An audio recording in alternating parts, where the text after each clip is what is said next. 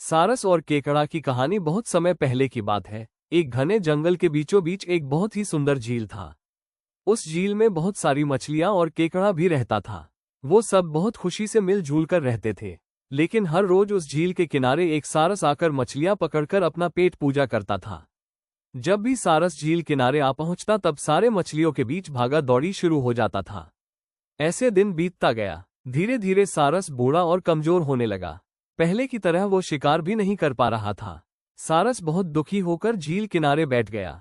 सारस का ये हाल देखकर झील की मछलियां बहुत खुश हुई। सारे मछली सारस के सामने तैरने लगे पर सारस ने उन्हें कुछ नहीं किया, सिर्फ बैठा रहा। ऐसे कुछ और दिन बीत गए। सारस को ऐसे एक जगह बैठा हुआ देखकर केकड़ा सारस के पास आया और पूछा, भाई, 2-3 दिन से देख रहा हूं तुम यहाँ चुपचाप बैठे हो, एक भी मछली नहीं पकड़ा, खाना भी नहीं खाया, क्या बात है? केकड़े की बात सुनकर सारस फुट फुट कर रोने लगा।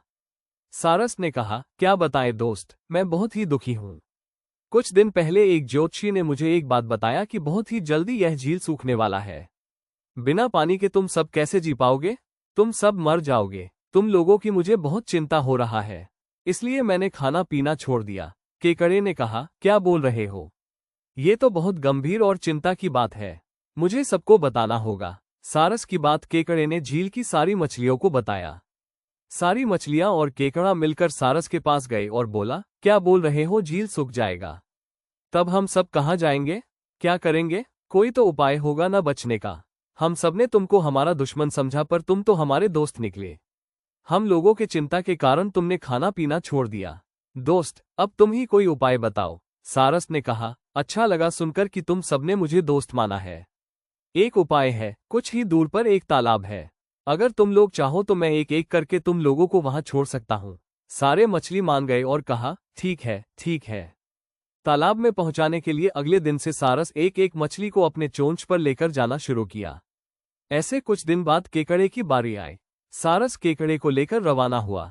कुछ दूर जाने के बाद केकड़े ने सारस को पूछा, भाई, ये तालाब और कितना दूर है? केकड़े की बात सुनकर सारस हंसने लगा और कहने लगा, तालाब? कैसा तालाब? यहाँ कोई तालाब नहीं है। मैं तो खाने के लिए तुम सबको यहाँ लेकर आ रहा हूँ। इतने दिनों से मछली खा खाकर बोर हो गया हूँ, आज बहुत मजा आएगा तुमको खाकर। आसपास देखो तुम्हारे सारे दोस्त के हड्डियां। अब तुम्हारी बारी है। ये बोलकर सारस एक बड़े से पत्थर पर आकर आ बैठा। सारस की बात सुनकर केकड़ा बहुत गुस्सा हो गया और अपने आप को बचाने के लिए अपने दोनों हाथों से सारस का गला दबा दिया और कुछ देर बाद सारस मर गया। फिर केकड़ा अकेले झील वापस आ गया और बाकी मछलियों को सारस के चाल के बारे में बोला और कैसे उसने सारस को मार डाला ये भी बताया। सारे मछली बहुत खुश हुए और निश्चिंत होकर रहने लगे। इस कहानी से हमें ये सीख मिलती है कि हमें हर काम सोच समझकर करना चाहिए और किसी की बातों में नहीं आना चाहिए।